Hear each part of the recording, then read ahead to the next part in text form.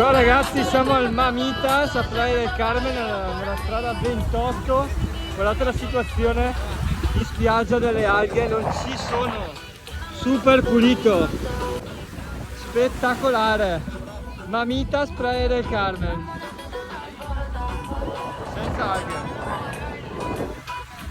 E adesso giustamente ci andiamo a fare un bel bagno. Wow, che spettacolo. Ragazzi, siamo alla Playa Mamitas a Playa del Carmen.